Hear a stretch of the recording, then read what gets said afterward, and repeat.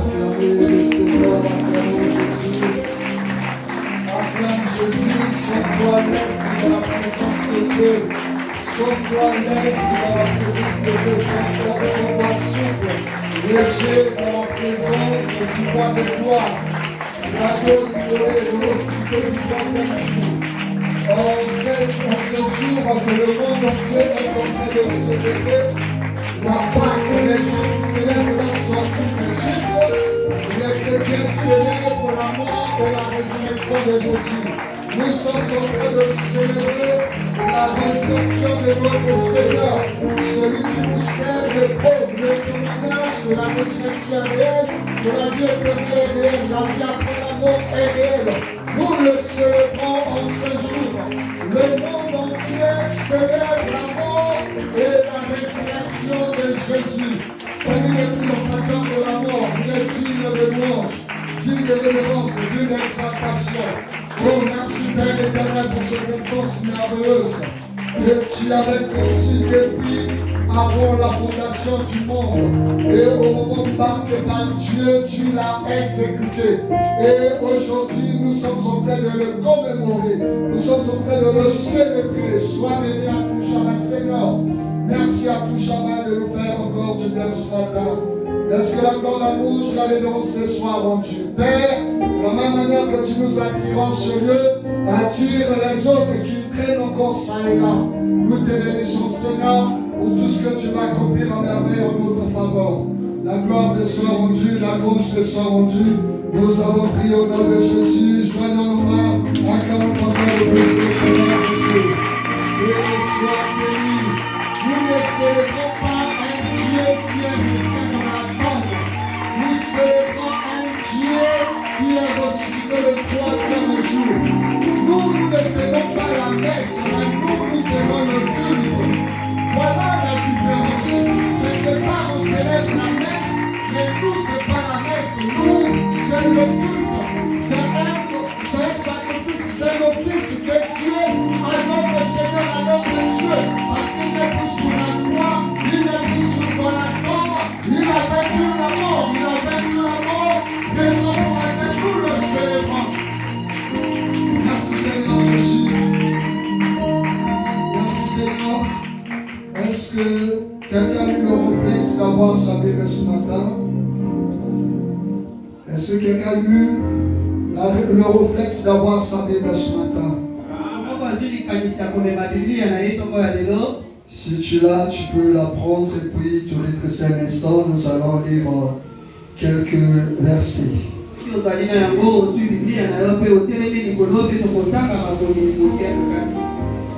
Prends juste ta Bible. Et nous allons la lire. Pour essayer de comprendre ce qui se passe actuellement. Le monde juif, le monde chrétien est en train de célébrer la Pâque. Et c'est aussi de notre intérêt de comprendre réellement pourquoi cette célébration. Qu'est-ce que cela a de sens pour nous les chrétiens?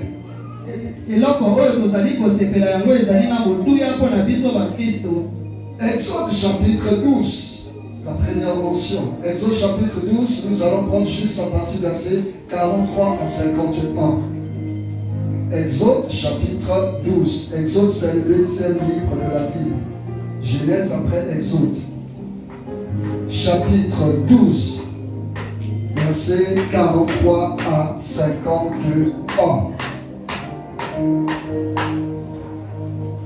43 à 51. Nous lisons au nom du Seigneur Jésus-Christ. L'Éternel dit à Moïse et à Aaron: voici une ordonnance au sujet de la Pâque. Aucun étranger n'en mangera. Tu circonciras tout esclave à qui a pris l'argent. Alors il en mangera. L'habitant et le mercenaire n'en mangeront point. On ne la mangera que dans la maison. Vous n'emporterez point de chair hors de la maison. Et vous ne briserez aucun os. Toute l'assemblée d'Israël fera la Pâque. Si un étranger en séjour chez toi veut faire la Pâque de l'Éternel, tout homme de sa maison devra être circoncis. Alors il s'approchera pour la faire. Et il sera comme l'indigène. Mais aucun incirconcis n'en mangera. La même loi existera pour l'indigène tout comme pour l'étranger, en séjour au milieu de vous. Tous les enfants d'Israël firent ce que l'Éternel avait ordonné à Moïse et à Aaron. Ils firent ainsi, verset 51. Et ce même jour, l'Éternel fit sortir du pays d'Égypte les enfants d'Israël selon leurs armes. Parole du Seigneur. Amen. Asseyons-nous. Si on peut se libérer un peu et puis on acclame la parole de Dieu. C'est celui qui nous a rachetés. Nous avons fait le privilège de devenir enfants de Dieu. Il nous a délivrés de la puissance de la mort. Il nous a délivrés de l'esclavage du péché. En lui, nous avons la ferme assurance du salut. Que son nom soit béni. Amen. Amen. Je vous salue tous dans le nom de Jésus. Que Dieu soit loué d'avoir permis cette matinée en ce lieu.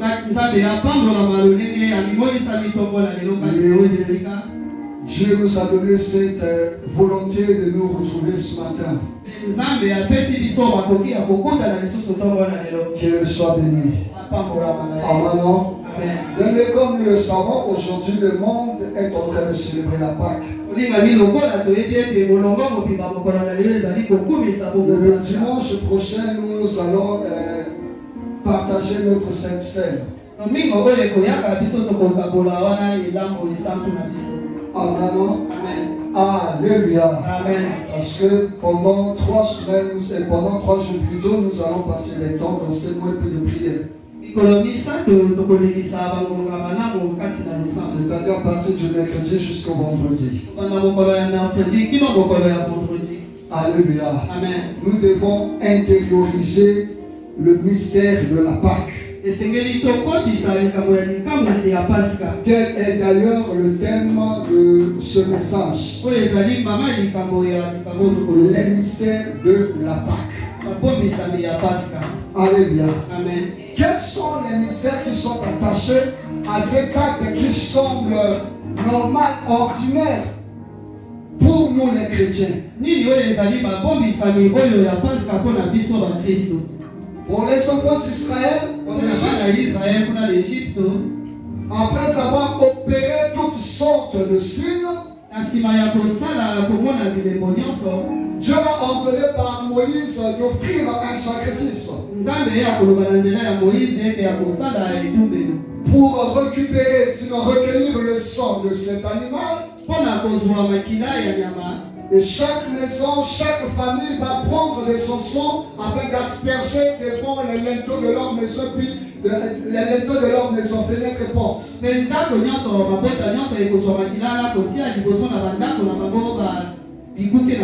Alléluia. Amen. Pourquoi cela? Tout simplement parce que Dieu avait promis exterminer tous les premiers-nés qui se trouvaient en Égypte. Même les premiers-nés israélites n'étaient pas épargnés. Ils pouvaient être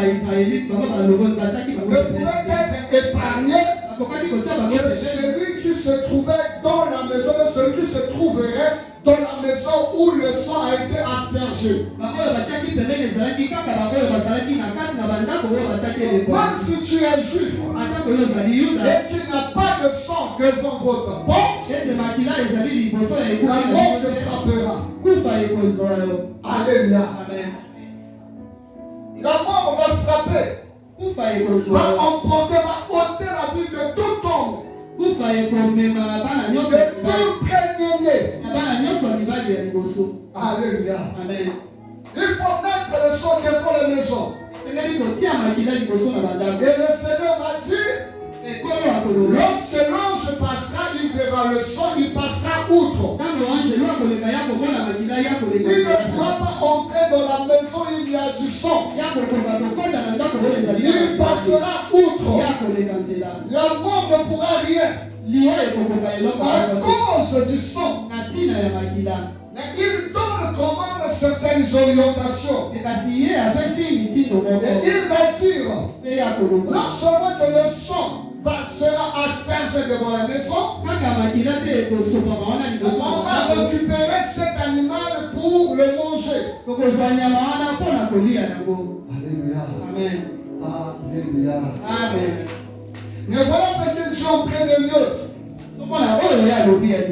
Le verset 43, il dit, l'Éternel dit à Moïse et à Aaron, voici une ordonnance au sujet de la Pâque. Aucun étranger n'en mangera. Alléluia. Amen. Aucun étranger. Donc seuls les Juifs, seuls ceux qui sont en alliance avec un Dieu. Et puis un peu plus bas, la Bible précise, le verset 44, tu circonciras tout esclave à qui a pris d'argent, alors il en mangera. Donc pour prendre part à ce repas, tu dois être juif. Que si tu es étranger, tu dois être circoncis. C'est-à-dire tu dois entrer en alliance. Parce que la circoncision a été le sang de l'alliance de Dieu avec Abraham et sa descendance. Tout mâle juif de l'être circoncis. Souvent je vous promets de parler des alliances et puis des sceaux. Alléluia. Amen. Chaque alliance a toujours un sceau, a toujours une marque qui confirme l'alliance. Alléluia. C'est peut-être l'alliance de Dieu avec Abraham. Le sang, c'est la circoncision. Peut-être même aujourd'hui nous parlons de la nouvelle alliance. Le sang de la nouvelle alliance, c'est le Saint-Esprit. C'est le Saint-Esprit qui confirme cette alliance. Avec David, le sang, c'est la royauté. Il aura toujours un descendant de lui qui s'assiera sur son trône. Avec Noël, Dieu va dire, lorsque le ciel sera menacé, et qu'il doit pleuvoir,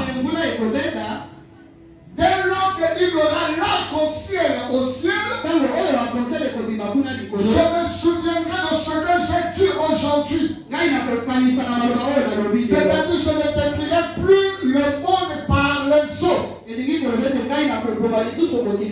À chaque alliance, il y a toujours un sceau, toujours une marque. Donc, pour être reconnu juif, tu dois avoir la circoncision. Alléluia. Amen. Donc, pour célébrer la Pâque, tu dois être juif. Et tu dois être, tout étranger doit être circoncis.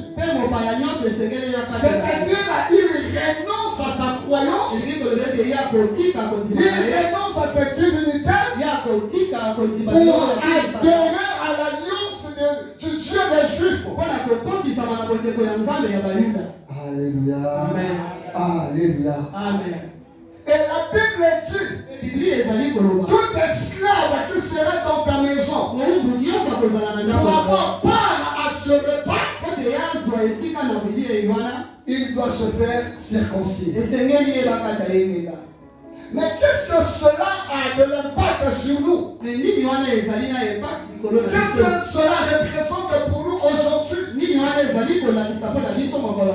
a déjà bien des siècles, bien des millénaires que cela se produit. Amen. Donc la première des choses que nous devons retenir, lorsqu'il s'agit de célébrer la Pâque, c'est d'abord la nouvelle alliance, la nouvelle naissance ou bien la conversion. Tu ne peux pas célébrer la Pâque si tu n'es pas né de nouveau. Tu ne peux pas célébrer la Pâque si tu t'es pas converti. Alléluia. Amen. La conversion, la nouvelle naissance. Je vous dis toujours, venir à l'église ne signifie pas qu'on est converti. Venir à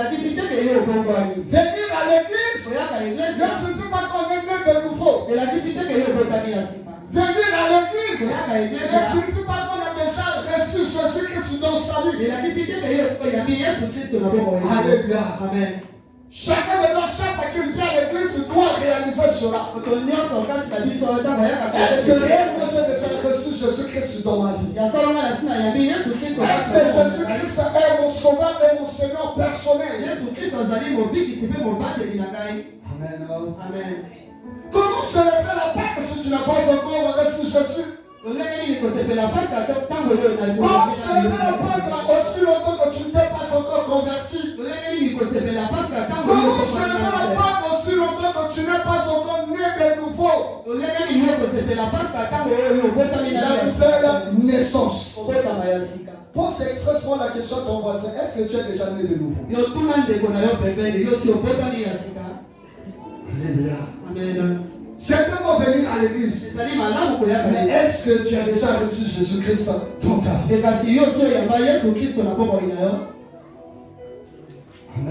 Amen.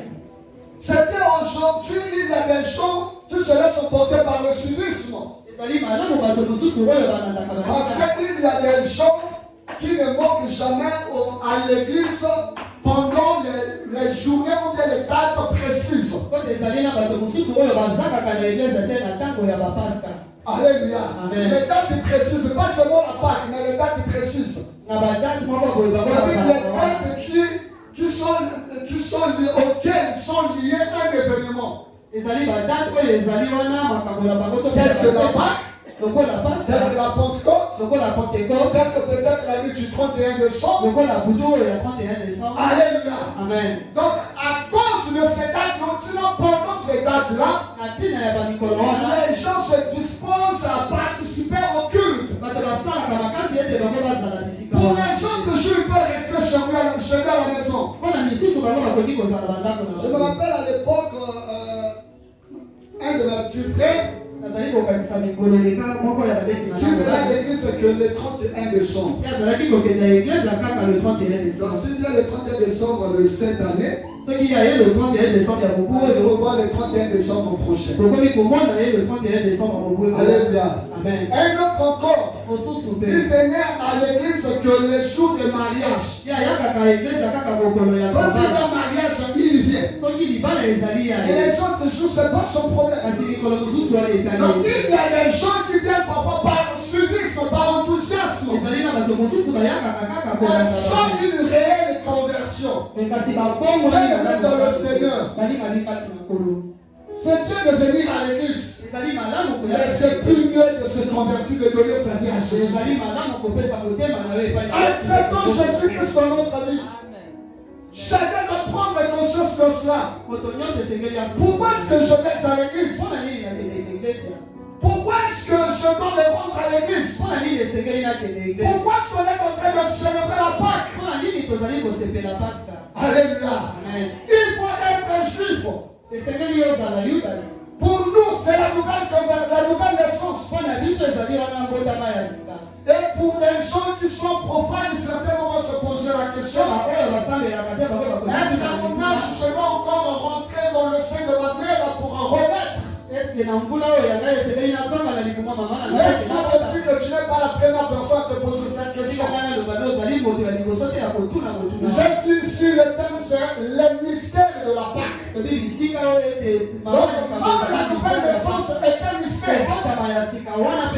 Lisons les Écritures, Jean chapitre 3. Chapitre 3 à partir du 1er jusqu'au 3e verset. Jean chapitre 3, verset 1 à 9. Jean chapitre 3, verset 1 à 9. La Bible dit ceci: mais il y eut un homme d'entre les pharisiens nommé Nicodème, un chef des Juifs, qui vint lui auprès de Jésus de nuit et lui dit: Rabbi, nous savons que tu es un docteur, venu de Dieu, car personne ne peut faire ces ces miracles que tu fais si Dieu n'est qu'avec lui? Jésus lui répondit, en vérité, je te le dis, si un homme ne naît de nouveau, il ne peut voir le royaume de Dieu. Nicodème lui dit, comment un homme peut-il naître quand il est déjà vieux? Peut-il rentrer dans le sein de sa mère et naître? Jésus répondit, en vérité, je te le dis, si un homme ne naît d'eau et d'esprit, il ne peut entrer dans le royaume de Dieu. Ce qui est né de la chair est chair, et ce qui est né de l'esprit est esprit. Ne te donne pas de ce que je t'ai dit. Il faut que vous naissiez de nouveau. Le vent souffle où il veut, et tu entends le bruit, mais tu ne sais d'où il vient et où il va. Il en est ainsi de tout homme qui est né de l'esprit. Nicodème lui dit, comment cela peut-il se faire? Alléluia. Il vient voir Jésus pour autre chose. Faire des éloges par rapport aux enseignements de Jésus. Mais Jésus va plutôt se concentrer sur l'objectif le plus capital. La nouvelle naissance. Jésus lui parle de la nouvelle naissance. Et si tu n'es pas né de nouveau, tu ne pourras pas voir le royaume de Dieu. Mais Nicodème était un des chefs des pharisiens. Donc il connaissait les Écritures. Certainement il pratiquait les Écritures.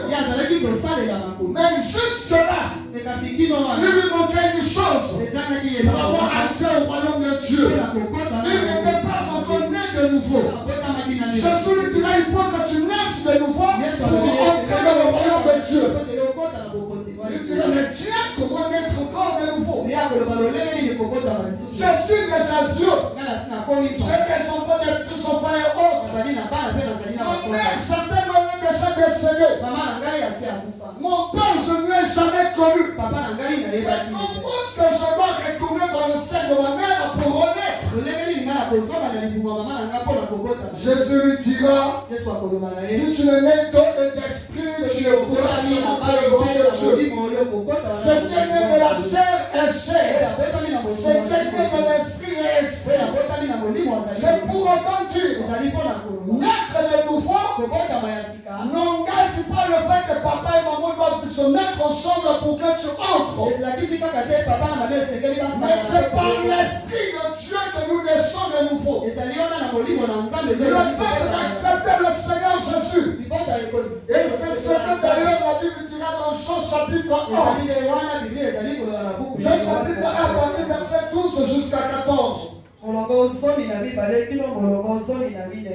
Jean chapitre 1 verset 12 à 14, la Bible dit, n'a tous ceux qui l'ont reçu, en ceux qui croient en son nom, elle a donné le pouvoir de devenir enfants de Dieu, lesquels sont nés, non du sang, ni de la volonté de la chair, ni de la volonté de l'homme, mais de Dieu.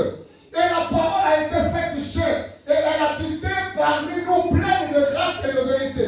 Et nous avons contemplé sa gloire, une gloire comme la gloire du Fils unique venu du Père. Alléluia. Amen. On parle de la parole qu'il faut recevoir. D'autres versions parlent du verbe. Tout a été créé par la parole. Et cette parole un jour s'est faite chair. Cette parole habité au milieu de ses parents. Et ces paroles ne l'ont pas reconnu. Ces paroles l'ont rejeté. Et la Bible dit à tous ceux qui l'ont reçu, c'est-à-dire tous ceux qui ont reçu cette parole, à tous ceux qui ont cru en cette parole, la parole a donné le pouvoir de devenir enfant de Dieu. Et la Bible mentionne lesquels sont nés, non du sang, ni de la volonté de l'homme, ni de la volonté de la chair, mais de Dieu. Donc la nouvelle naissance n'implique pas de la génétique. Ce n'est pas que son papa et maman sont pasteurs obligatoires quand tu seras chrétien. Alléluia. Ce n'est pas la décision de papa et maman que toi tu dois être chrétien. Mais ça relève Lorsque nous disons que nous sommes enfants de Dieu, c'est par son esprit que nous sommes enfantés. En recevant la parole de Dieu en nous, nous naissons de nouveau. Nous ne sommes plus les mêmes personnes, mais nous sommes nés de Dieu. En recevant Christ dans sa vie, nous sommes nés de nouveau. Nous ne sommes plus les mêmes personnes, mais nous avons maintenant une double identité. Et j'aime souvent prendre cet exemple. Un enfant avant de naître, il a eu à passer 7, 8, 9 mois de plus dans le secret de sa mère. Et dès lors qu'il va naître, on commence à compter son âge à partir de ce jour. Et depuis le sein de sa mère, il existait. Il manifestait déjà des émotions. Il mangeait. Mais c'est à partir de sa naissance qu'on commence à compter son âge.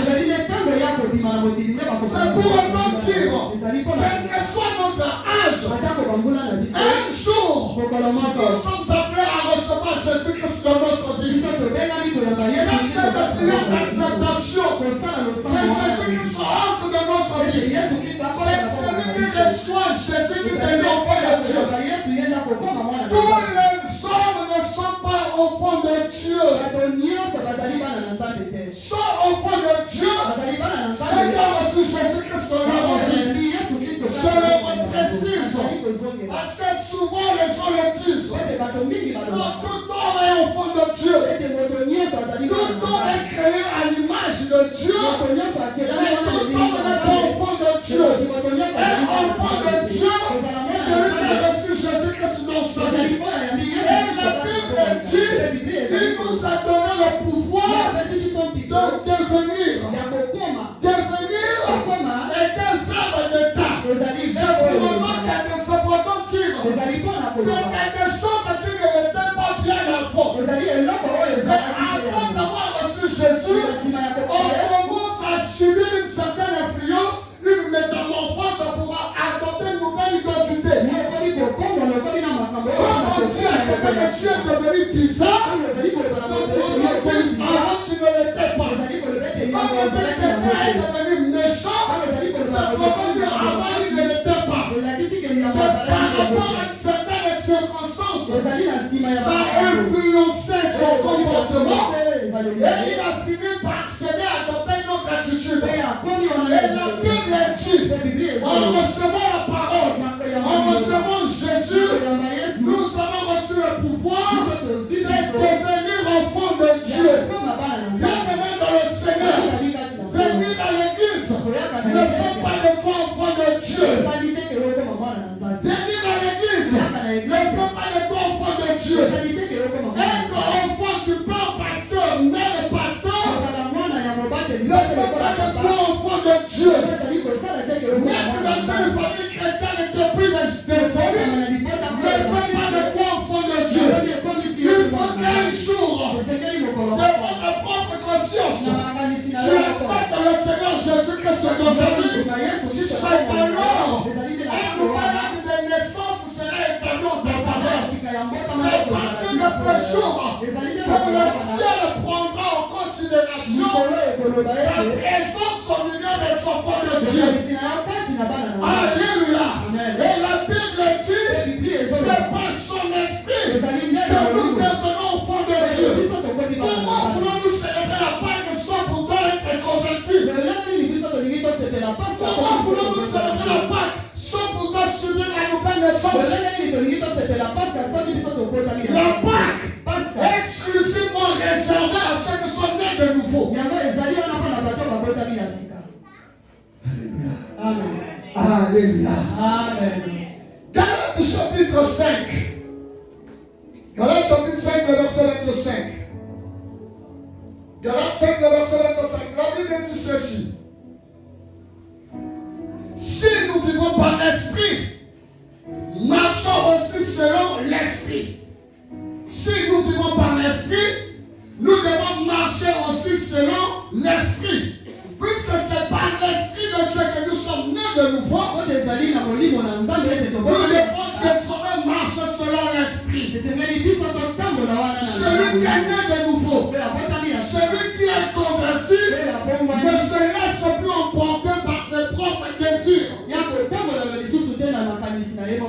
C'était qu'un enfant qui vient de naître. Ne continue toujours pas à se comporter comme lorsqu'il était dans le sein de sa mère. Il faut maintenant adopter une nouvelle attitude. Et on doit l'éduquer par rapport à un nouveau mode de vie. Et c'est lorsqu'on vient à l'église pour recevoir une éducation par rapport à un nouveau mode de vie. On ne peut pas plus se comporter comme lorsque nous étions comme des païens. Il faut qu'il y ait un changement. Et Romains chapitre 8, le verset 14.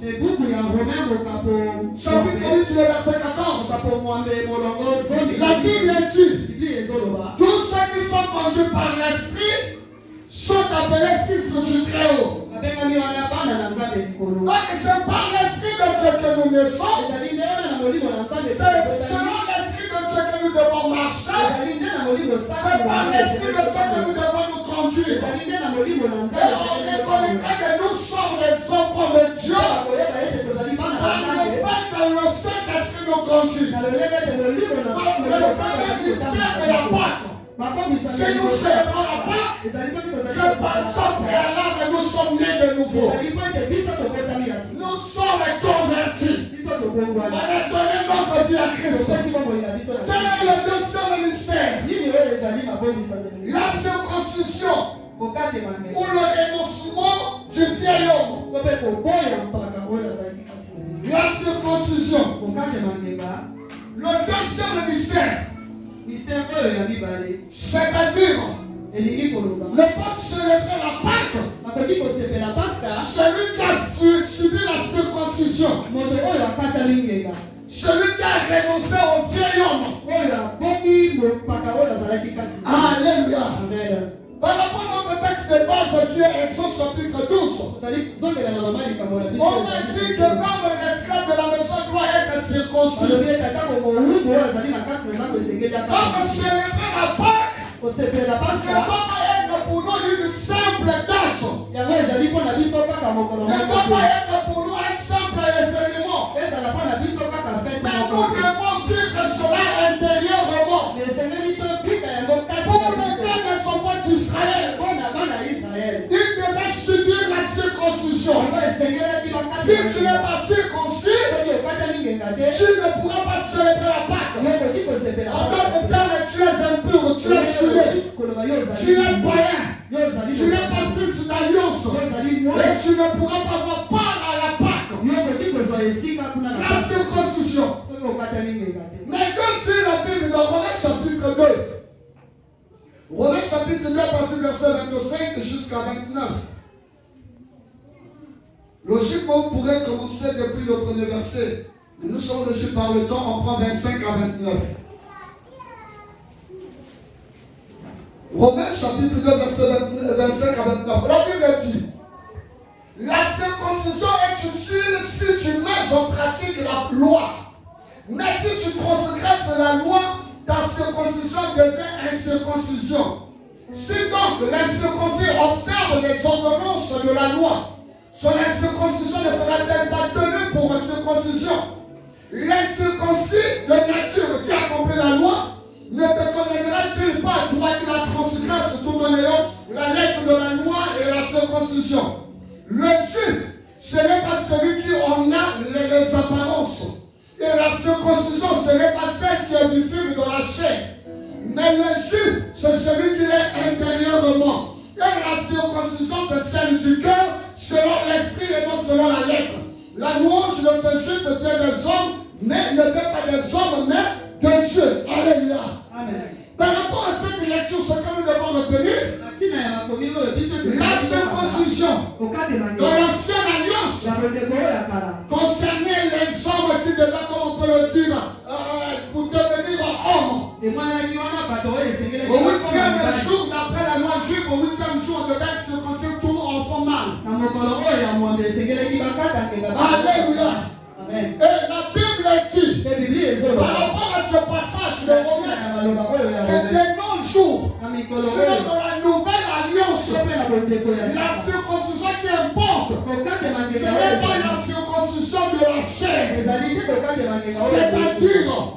Parce que la circoncision, par rapport au mot, et par rapport au contexte juif, ne concernait que les hommes. Et si on parlait seulement de la circoncision, on était le mois, les femmes diront que ça ne nous concerne pas. Parce que nous ne subissons pas la circoncision. Pour les femmes, je le dis, permettez-moi, on parle plutôt de l'excision. On parle plutôt de l'excision. Alléluia. Les femmes pourront dire que ça ne nous concerne pas. Mais la Bible dit ici, la circoncision qui est porte de la nouvelle alliance, ce n'est même plus la circoncision de la chair, mais c'est la circoncision du cœur. Raison pour laquelle la Bible suivante disant, il n'y a plus d'hommes, il n'y a plus de femmes, il n'y a plus de juifs, il n'y a plus de grecs. Alors, ce qui concerne la circoncision, ça ne concerne pas que les hommes, mais ça concerne toute personne, homme comme femme, parce que nous avons un organe commun qui est le cœur. Et notre cœur doit être circoncis. C'est la Pâque. Il faut que le cœur soit circoncis. Alléluia. La circoncision du cœur, c'est le renoncement au vieil homme. C'est adhérer à la maturité spirituelle. Des gens qui viennent à l'église, qui sont appelés frères et sœurs, de Dieu, mais qui n'ont pas un cœur circoncis. Est-ce que nos cœurs sont réellement circoncis? Quand nous venons à l'église, la circoncision c'est le changement de mentalité. La circoncision c'est le changement de mode de vie. On ne doit plus se comporter comme des païens. On vient à l'église, mais on se comporte comme un bon païen. Que dit la Bible? Éphésiens chapitre 4. Éphésiens chapitre 4. C'est l'homme de Dieu, mais permettez-le-moi. Verset 17 à 32. J'aimerais que nous puissions célébrer les choses avec notre conscience et connaissance.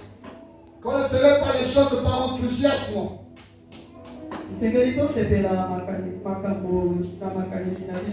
Lorsque nous célébrons la Pâque, c'est pas réellement la Pâque. Je dis Éphésiens chapitre 4, verset 17 à 32. La Bible dit ceci. Voici donc ce que je dis et ce que je déclare dans le Seigneur. Vous ne devez plus marcher comme des païens qui marchent selon la vanité de leurs pensées. Ils ont l'intelligence obscurcie. Ils sont étrangers à la vie de Dieu à cause de l'ignorance qui est en eux, à cause de l'endurcissement de leur cœur. Ayant perdu tout sentiment, ils se sont livrés au dérèglement pour commettre toute espèce d'impureté jointe à la cupidité. Verset 20. Mais vous, ce n'est pas ainsi que vous avez appris Christ.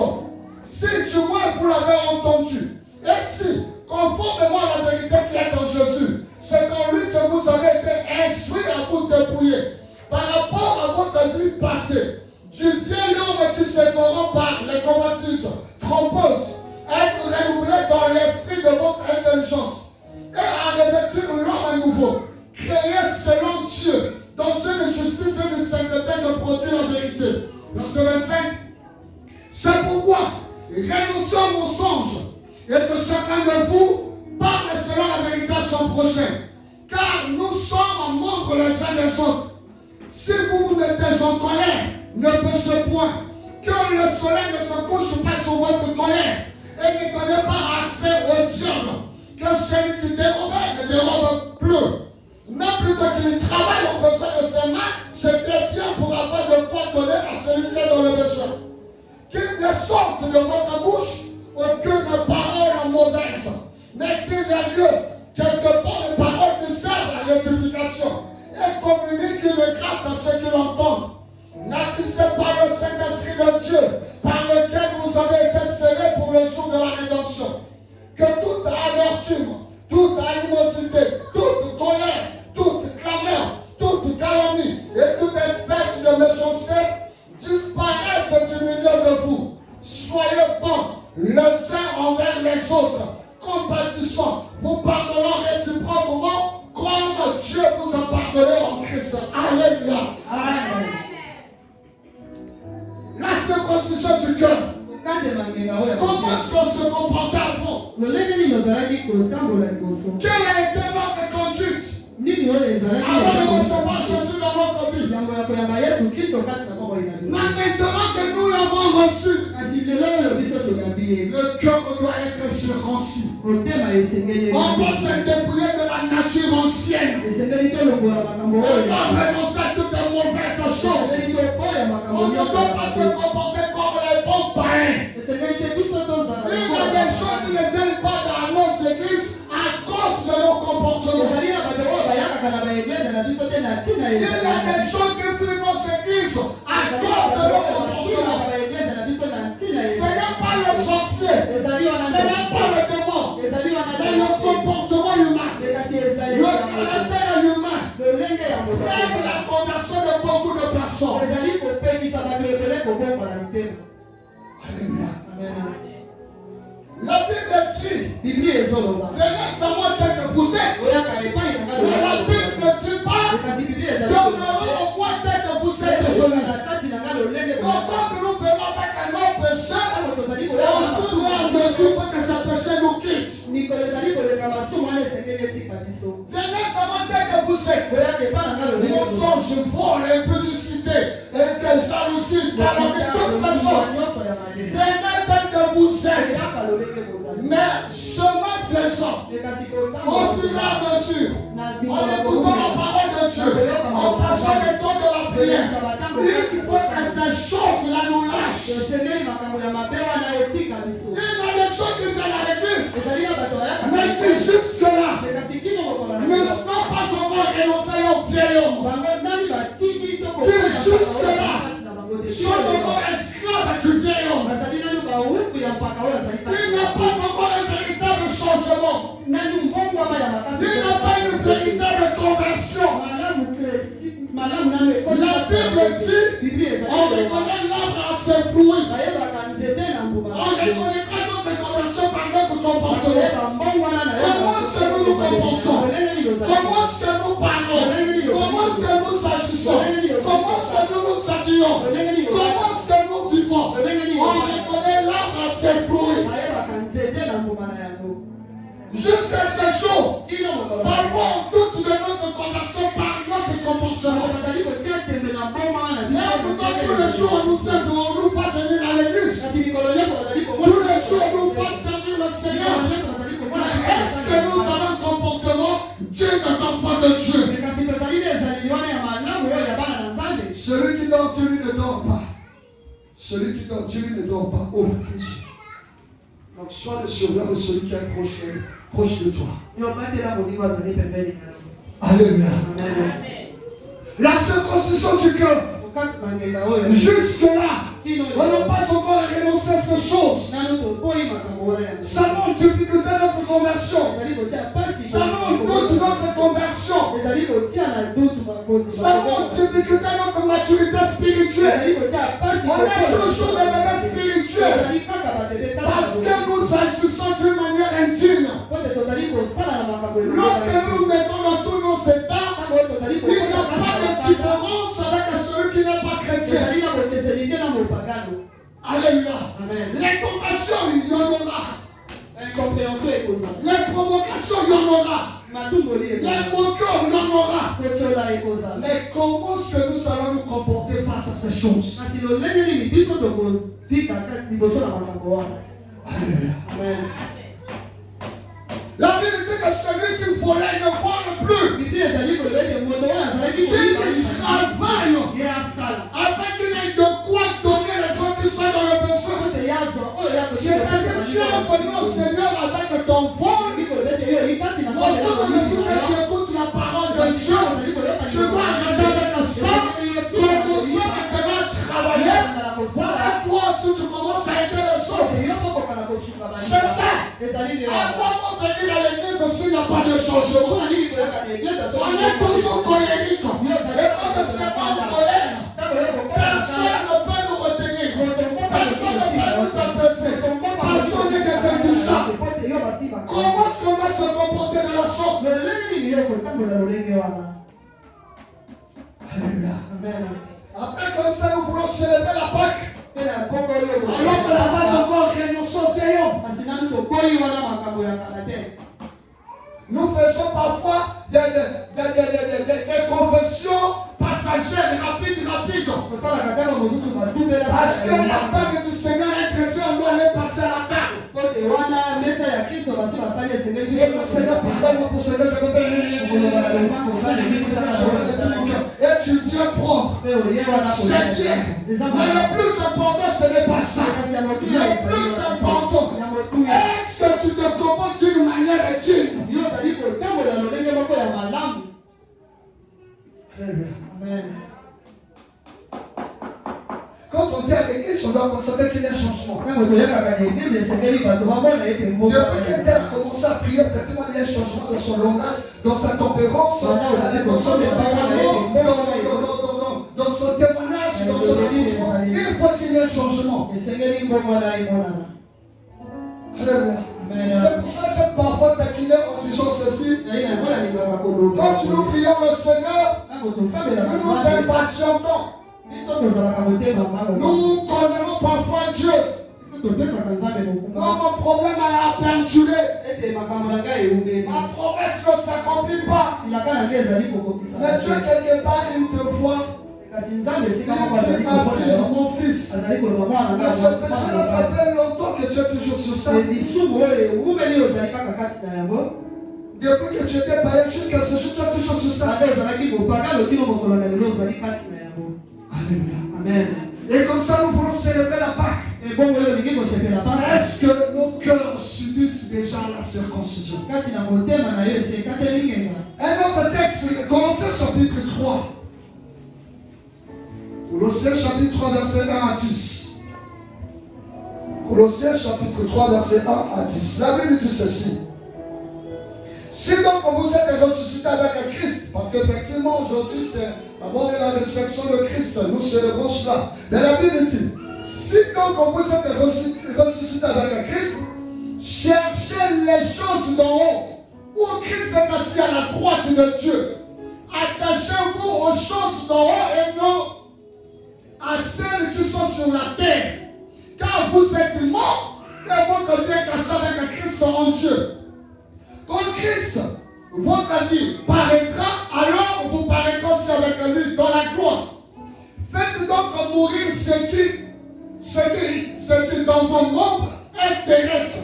La débauche, l'impureté, les passions, les mauvais désirs et la cupidité, qui est une idolâtrie. C'est à cause de ces choses que la colère de Dieu vient sur les fils de la rébellion, parmi lesquels vous marchiez autrefois, lorsque vous viviez dans ce péché. Mais maintenant, renoncez à toutes ces choses, à la colère, à l'animosité, à la méchanceté, à la calomnie, aux paroles équivoques qui pourraient sortir de votre bouche.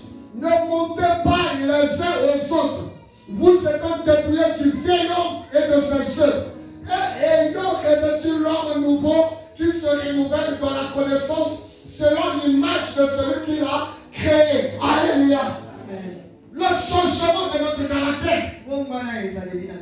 On nous dit on doit renoncer aux choses dans lesquelles nous marchons autrefois. On marchait dans ces choses. On pratiquait ces choses. C'était une vie normale. Maintenant, ça la vie d'un gars. Mais quand tu viens au Seigneur, tu te rends compte que la vie sans Christ, la Bible dit, celui qui a le Fils a la vie, celui qui n'a pas le Fils n'a pas la vie. Donc on ne peut pas faire la vie sans Jésus. Ne pense pas aller dans un ganda, aller dans une cave, dans une boîte, faire tout ce qui te semble bon. C'est ça faire la vie. En réalité, tu es en train de faire la mort. Parce que la vie se fait en Jésus-Christ.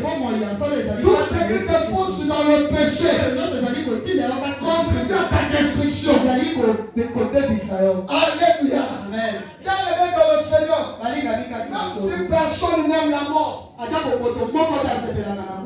si aujourd'hui nous chassons la mort de temps à autre.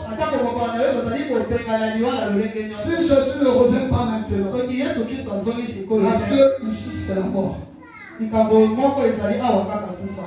Alléluia.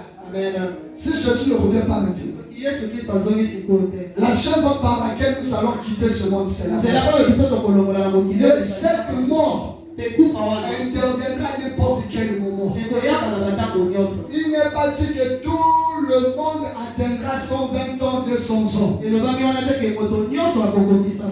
La mort peut arriver à n'importe quel moment. Même pendant que je vous prêche comme ça, je peux tomber sur puis je m'enfale. Ça peut arriver. Après le culte, on s'entend, ça peut arriver. Mais le plus important, le plus grand danger pour nous, ce n'est pas cette mort. Mais pour nous, le grand danger, où ira notre âme après cette mort? C'est ça le plus grand danger. Ne craignons pas cette mort, la physique. Ne craignons plutôt la mort éternelle, l'enfer. Alléluia. Ça peut aller ta foi, même à 15 ans, 18 ans, mort, mais ça peut arriver. Mais ça va nous trouver dans quel état? Alléluia. Là, je sens quand je dois faire ma vie. Bienvenue dans le Seigneur. Permets-moi de te dire, il n'y a pas que les vieillards qui meurent. Il y en a qui sont moins âgés que toi qui meurs. Et si cela arrive, ça va te trouver dans quel état? Il n'y a pas que les malades qui meurent. Même les gens bonnes et santé. Et si cela arrive, ça va te trouver dans quel état? Alléluia. Non, mais pendant que nous partons dormir, la mort peut nous surprendre. Ça va nous trouver dans quel état? Nous célébrons la Pâque, mais la Pâque est pour nous sauver. La Pâque est pour nous délivrer de la mort. Mais aussi longtemps que nous vivons dans le péché, cette Pâque ne va nous servir à rien. Même si tous les dimanches on vient, on célèbre la Sainte Seine, on prend la Sainte Seine. Du moment où nous sommes dans une mauvaise vie, cette Sainte Seine ne nous servira à rien. On doit renoncer à nous-mêmes, renoncer au péché, renoncer au vieil homme, nous comporter d'une manière digne d'enfant de Dieu. C'est ça le véritable Pâque. C'est ça le véritable Pâque. Ce que Dieu attend de nous, ce n'est pas le morceau de Pâque et le morceau de fait que nous prenons ici, mais c'est notre consécration. Comment est-ce que nous nous comportons? Comment est-ce que nous nous conduisons? Comment est-ce que nous s'agissons? C'est ça le plus important. Alléluia. Le monde célèbre la Pâque. C'est bien. Mais est-ce que ta vie célèbre la Pâque? La véritable Pâque, ce n'est plus ce que Jésus a accompli à la croix, mais c'est la propre consécration. C'est ça la véritable Pâque. C'est ça ce que le Seigneur attend de nous. C'est ce que le Seigneur attend de nous. Lui a déjà tout accompli. Il a déjà déroulé le tapis. Il a déjà mis tous les dispositifs en place. À nous de savoir comment marcher afin de bénéficier de cette Pâque. Si nous nous conduisons mal, on ne va jamais bénéficier de cette Pâque. Dernier passage pour arrêter aujourd'hui. 1 Corinthiens chapitre 6. 1 Corinthiens chapitre 6 à partir du verset 6.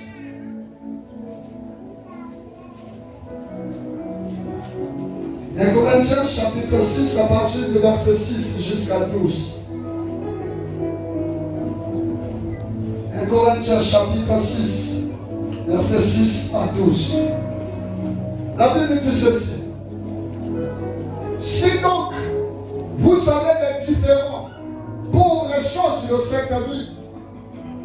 Ce sont des gens dont l'Église ne fait aucun cas que vous prenez pour juge. Je le dis à votre honte.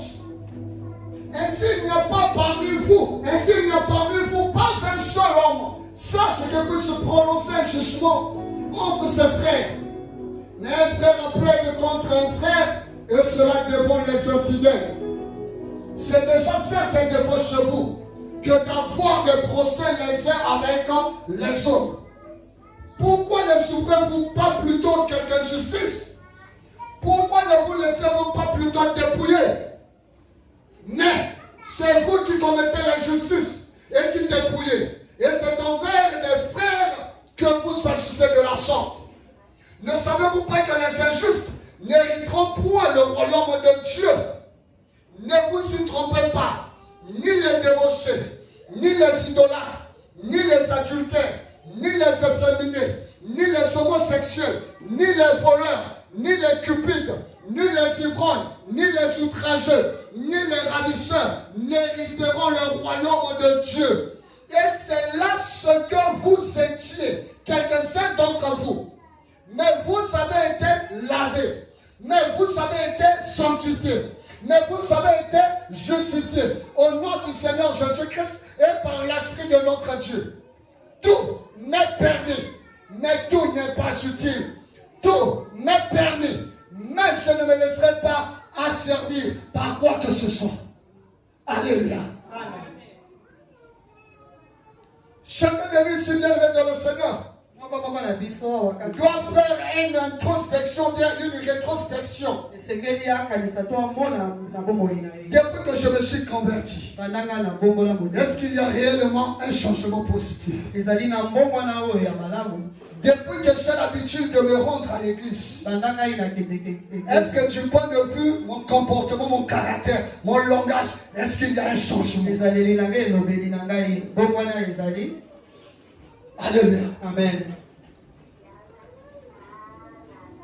Le plus important pour nous, c'est que nous devons renoncer à toutes ces choses. La Bible dit, c'est ce que nous étions avant. Chacun de nous est un témoin. Avant de connaître le Seigneur, quelle a été sa conduite, son comportement? Chacun de nous est témoin. Avant de connaître le Seigneur, les samedis, c'était une soirée, une journée libre de te coucher. Chacun de nous est témoin. Avant de connaître le Seigneur, comment est-ce qu'il s'est comporté? Parce que Dieu ne jouait pas pour toi prendre la bière, c'est impossible. Parce que le week-end, sans pour toi se rendre dans une boîte, c'est impossible. Aller peut-être à une veille sans pour toi prendre de l'alcool, c'est impossible. Aller à une veille qu'il y a des ballets traditionnels sans pour toi danser, c'est impossible. Avec la musique d'aujourd'hui là, il restait sans pourtant avoir ces choses, c'est impossible. Avec l'accoutrement d'aujourd'hui, chaque année qui sort, sans pourtant la voix, c'est impossible. Maintenant que nous sommes venus à Christ, est-ce que ces choses sont toujours là ou bien sont parties? La colère est toujours là ou bien partie? Les querelles sont toujours là ou bien parties? Les est toujours là ou bien parties? Les animosités sont toujours là ou bien parties? La Bible dit, les efféminés, les homosexuels, les jaloux, les moqueurs, les impudiques, tout ce monde-là n'hériteront pas le royaume de Dieu. C'est pour autant dire, même si on vient à l'église et qu'on pratique ces choses, on n'héritera pas le royaume de Dieu. Alléluia. Même si on vient à l'église, même si on tient même pendant qu'on prêche, et qu'on est toujours dans ces choses, on ne les abandonne pas. On poursuit toujours ces choses. On les pratique. Ça Bible dit, tous ceux qui commettent de telles choses n'hériteront pas le royaume de Dieu. Laissez-moi nous poser cette question. Si ce n'est pas pour hériter le royaume de Dieu, que venons-nous faire ici à l'église? Hein? Si ce n'est pas pour aller au ciel, qu'est-ce que nous venons faire à l'église? Alléluia. Amen. 1 Corinthiens 15, le verset 19. 1 Corinthiens 15, le verset 19. La Bible dit, si ce n'est que pour les choses de ce monde, nous serons les plus perdants. C'est-à-dire, sortir à l'église, juste pour que Dieu nous donne le travail, juste pour que Dieu nous donne le mariage, juste pour que Dieu nous donne l'argent, juste pour que Dieu nous donne des maisons, juste pour que Dieu nous donne des véhicules, juste pour que Dieu nous donne des enfants, juste pour que nous puissions avoir une bonne vie. La Bible dit, nous serons les plus gros perdants. Parce qu'il y a des gens qui n'ont pas attrapé des fétiches, mais qui jouissent de leur vie. Il y a des gens qui n'ont pas adhéré aux sciences occultes, mais qui ont des maisons, qui ont des parcelles, qui ont un bon foyer, qui ont des enfants intelligents. Donc s'il faut parler à cet homme, venir à l'église pour ces choses, il ne viendra pas à l'église parce qu'il les a déjà. Mais si tu nous dis, venir à l'église pour le salut de son âme, il pourra venir. Alléluia. Amen. Ne mettons jamais la charrue avant les bœufs. C'est-à-dire, on détourne l'objectif capital. On se détourne de l'objectif capital pour des choses matérielles et peu éphémères. C'est à cause de cela on a développé cette mentalité où si on ne chasse pas les démons, si on n'envoie pas le feu, si on ne prie pas pour la délivrance, c'est comme si Dieu n'est pas là présent. Alléluia. Dieu est toujours là. Il s'appelle me voici. Même dans la fournaise ardente, Dieu est là.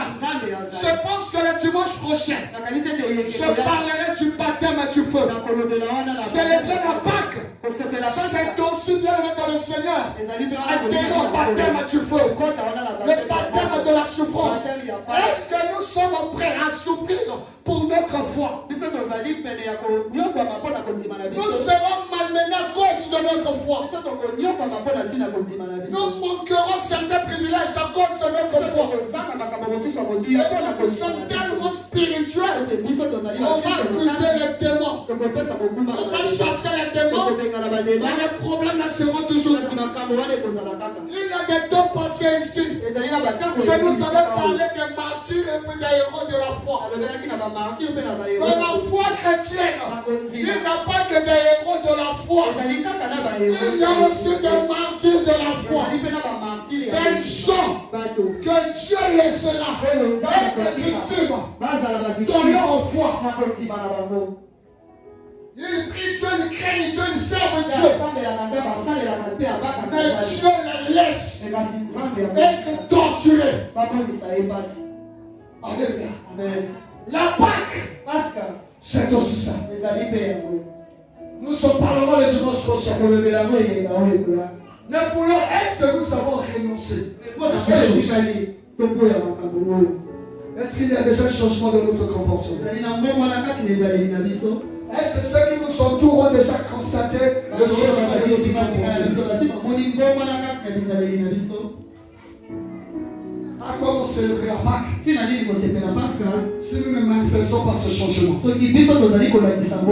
À quoi on s'approcher de la table du Seigneur si on ne manifeste pas le changement? Alléluia. Amen. On a reçu Jésus, c'est bien. Mais est-ce que nous avons renoncé aux choses, aux désirs de la chair? On vient à l'église, on se comporte comme les bons païens. On vient à l'église, mais jusque-là, il n'y a pas de différence. Entre ce que nous étions et ce que nous sommes devenus. Alléluia. Amen. Alléluia. Amen. C'est comme un enfant qui part à l'école, qui devient de plus en plus idiot. Ne pouvait pas à l'école. Là, il est censé acquérir la connaissance, avoir l'intelligence. Il devient comme troubadour. Ça pose problème. Est-ce que l'école est une mauvaise chose? Est-ce l'enseignant transmet mal l'enseignement? Ou c'est plutôt l'apprenant qui a un sérieux problème avec lui-même?